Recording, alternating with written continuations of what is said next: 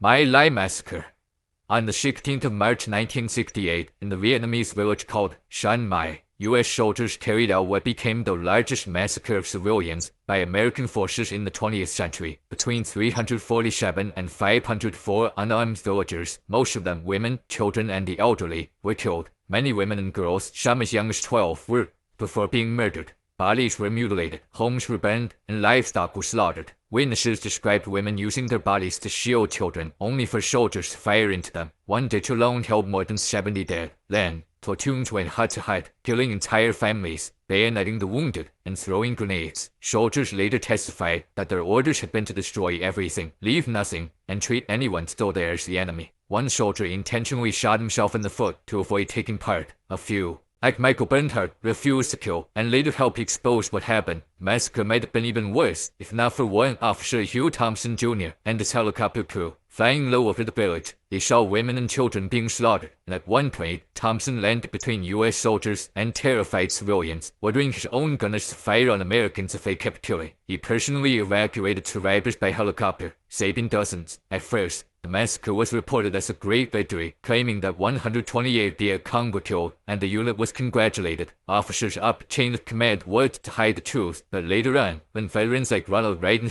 spoke out and journalist Seymour Hersh investigated, the world learned the real story. When photographs surfaced showing women, children, and babies piled in ditches, what happened could no longer be denied. In the end, 26 soldiers were charged, but only one, Lieutenant Kelly, was convicted. He was found guilty of murdering 22 villagers and sentenced to life in prison, but he served 3.5 years under house arrest after President Nixon intervened. Medina, accused of giving the orders, was acquitted. Most others escaped punishment. Survivors, many of them children at the time, carried the trauma for decades. One recalled, "Everyone in my family was killed. They threw me into a ditch full of dead bodies. I was covered with blood and brains."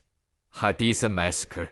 On the morning of November 19, 2005, in the Iraqi town of Haditha, a roadside bomb tore through a U.S. Marine convoy. The explosion killed a Marine instantly and left 2 other Marines badly wounded. Within hours, that turned into one of the darkest chapters of the Iraq War. The Marines shot 5 unarmed men who had been ordered out of their taxi, killing them on the spot. Then, they entered nearby houses. Inside were families with grandparents, parents, and children as young as 1-year-old. Nonetheless, 19 civilians were killed in their homes, most shot at close range in the chest or head. By the end of the day, 25 unarmed civilians were dead, with the youngest victim being just 3 years old. Marine Corps' first official story was false. They claimed that 15 civilians had been killed by the roadside bomb, and that 8 insurgents died in a firefight afterward. However, an Iraqi human rights worker filmed the aftermath: bullet holes in walls, bloodstains on floors, and bodies of women and children with gunshot wounds. A Time magazine reporter then began investigating, and found that doctors at the local hospital confirmed that none of the bodies showed bomb injuries, but close-range gunshot wounds. A 9-year-old girl who survived said she saw her grandfather shot first in the chest and then in the head, followed by her grandmother. Investigations stretched on for years, and at first, 8 Marines were charged, but case after case collapsed. Some Marines received immunity in exchange for testimony, while others had their charges dropped. By 2008, nearly all charges were gone, and the only Marine punished was Vujarik. He admitted to negligent dereliction of duty, lost rank and pay, but avoided jail. For many Iraqis, this outcome was unbearable, as families who had lost multiple relatives in one morning saw 6 years of U.S. military prosecution end without a single Marine in prison. Survivors called it an assault on humanity. Lawyers for the victims urged international courts to take up the case. Meanwhile, the U.S. military paid $38,000 in compensation to some families. Samar Campaign. Kill everyone over the age of 10. Those were the words of General Jacob H. Smith during the Philippine-American War, in what became known as the pacification of Samar. His order did not apply only to armed enemy fighters, but to everyone, as he wanted to turn the island into, in his own words, a howling wilderness. The situation leading up to this was already tense, as just months earlier, Filipino fighters together with local townspeople had carried out the Balangiga massacre, where in a surprise attack, they killed 34 and wounded 18 U.S. soldiers. That's when the U.S. government sent General Smith to Samar, who made it clear that he wanted no prisoners and asked for everyone capable of bearing arms to be killed. When Marines asked him what exactly capable of bearing arms meant, Smith explained that it meant boys as young as 10 years old. Waller himself, the major leading these Marines, apparently resisted these instructions, telling some of his officers not to target women and children. Still, over just 11 days, he reported that his men burned 255 homes and killed 39 people. Civilians shot their towns and food reduced to ashes. The number of deaths will never be fully known, but broader estimates suggest around 2,000 to 2,500 civilians were killed. The campaign became infamous in the United States once reports reached home, and Smith was put on trial in May 1902, but not for murder or war crimes. Instead, he was found guilty only of conduct to the prejudice of good order and military discipline, a minor charge. His punishment was just a formal reprimand to calm public anger. He was quietly forced into retirement. Waller himself was also later put on trial for ordering the execution of Filipino porters, but he was acquitted. Nassau Square Massacre. This one was different from the others. It happened without warning, and not by the regular U.S. Army, but by a private contractor known as Blackwater, which made it even more controversial. On a normal morning in September 2007, a Blackwater convoy drove into Nassau Square in Baghdad to clear a route for U.S. officials. Moments later, though, out of nowhere, they opened fire on Iraqi civilians. 17 people were killed, and 20 more were wounded. Some were shot while still sitting in their cars. For example, witnesses described one small kill with a mother and her adult son inside. The son was shot in the head, and the car kept moving forward and was riddled with more bullets before a grenade set it on fire. Blackwater claimed the convoy had been ambushed and that the guards fired in self-defense, but the Iraqi government called it an unprovoked attack. The State Department admitted that innocent people had been killed, and Iraq suspended Blackwater's license to operate in its territory and demanded accountability. Several investigations began, and the U.S. military reports supported Iraq's version of events, saying Blackwater was at fault. The FBI concluded that at least 14 of the 17 people killed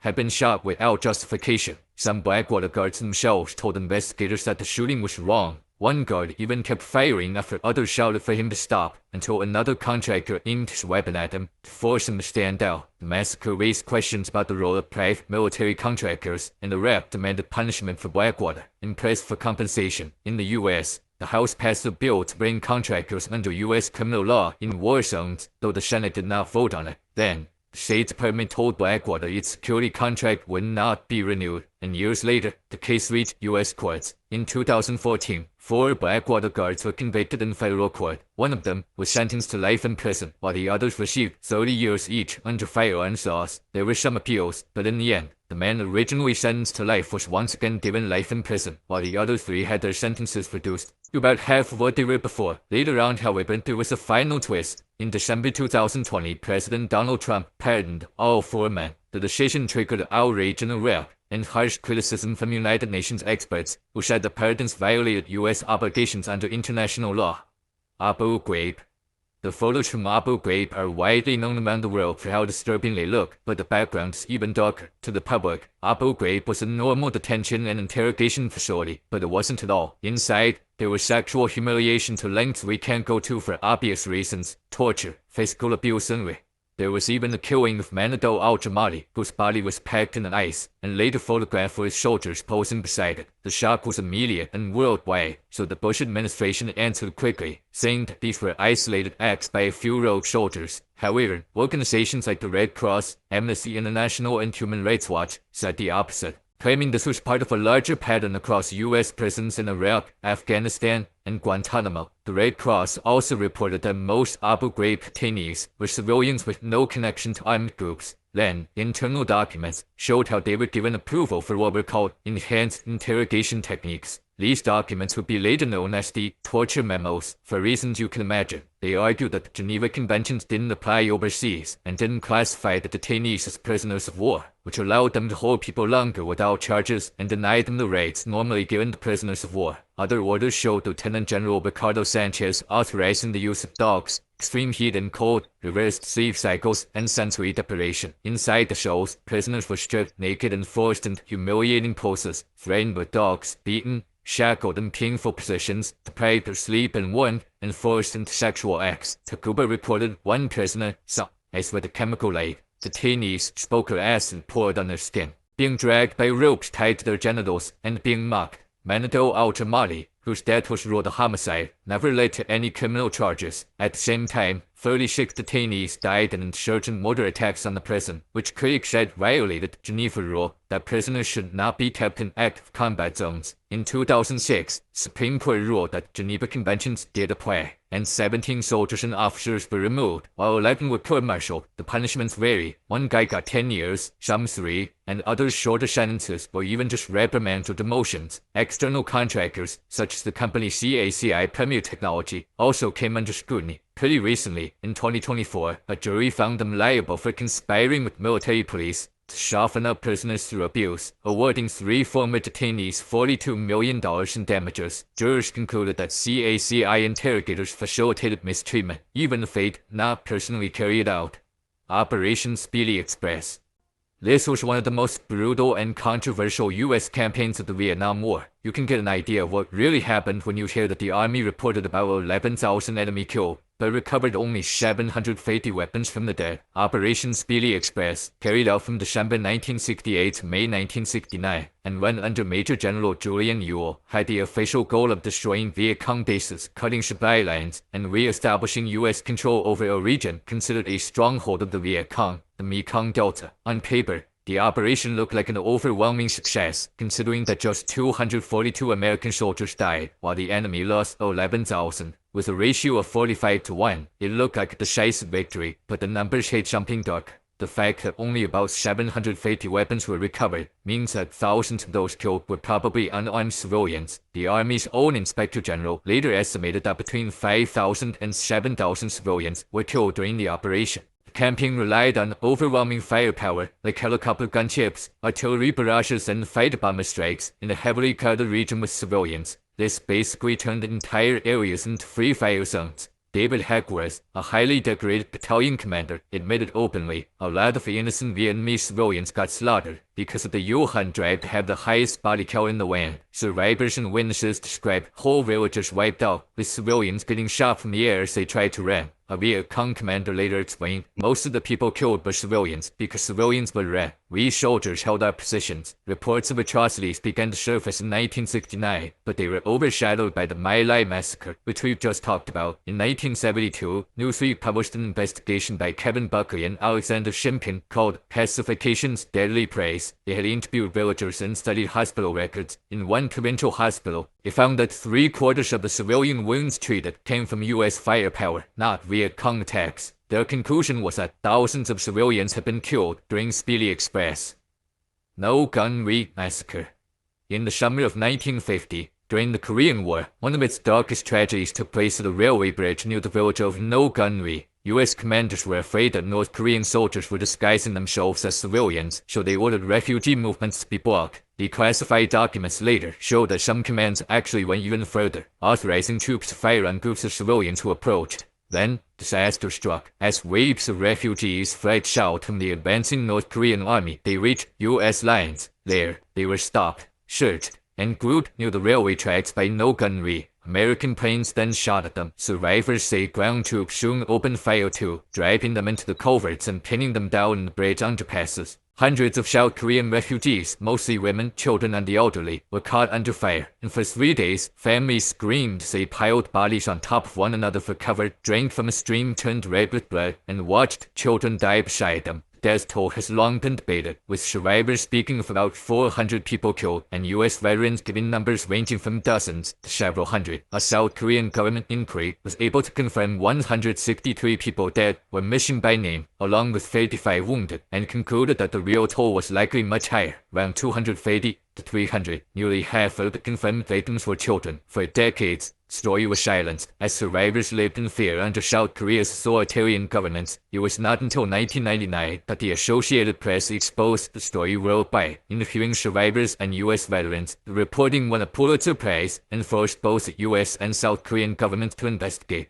U.S. Army's 2001 report admitted that civilians had been killed by American air and ground fire, but claimed there had been no orders to deliberately massacre them. It described the killings as a tragic accident of war. President Bill Clinton expressed deep regret and admitted, "Things happened which were wrong. Instead of compensation, the U.S. funded a memorial and scholarships, which survivors rejected. South Korean investigators, however, concluded that there had almost certainly been orders to fire, pointing to missing records, consistent testimony, and orders from the time to treat refugees as enemy agents. Later, more declassified documents strengthened the case. One was a letter dated July 26, 1950, from the U.S. ambassador in Seoul, reporting that the U.S. military had adopted a policy of shooting refugee groups approaching its lines. This and other incriminating records had been deliberately left out of the Army's official report. No gunnery also shut off wider investigations in South Korea, uncovering more than 200 other cases of alleged U.S. killings of civilians in the early years of the war, including refugee bombings and mass executions. Sand Creek Massacre. On November 29, 1864, troops under Colonel John Chibington rode toward a Native American camp of the Cheyenne and Arapaho people. Chief Flag Kettle had moved his people there after being told it was safe, and he raised a U.S. flag with a white flag underneath it to show peace. Many of the warriors were away, and most of the people in camp were too old or too young to fight. Despite this, Chibington's soldiers attacked. Witnesses later described women and children being shot at close range, people cut apart with knives, babies killed, and bodies mutilated for trophies. One account told of a child wandering in the shed, while soldiers took turns trying to shoot him. Another described fingers and ears cut off for jewelry, and the body of Chief White Antelope butchered. By the time the killing ended, most of the dead were women and children. Chibington claimed that 500 to 600 warriors were killed, boasting about the number, but other sources said the real number was closer to 150, with about 2/3 women and children. The soldiers suffered far fewer losses. Before leaving, they loaded the lodges and returned to kill some of the wounded. The reason why this massacre happened in the first place is even sadder. In the 1851 Fort Laramie Treaty, the U.S. recognized a large Cheyenne and Arapaho homeland.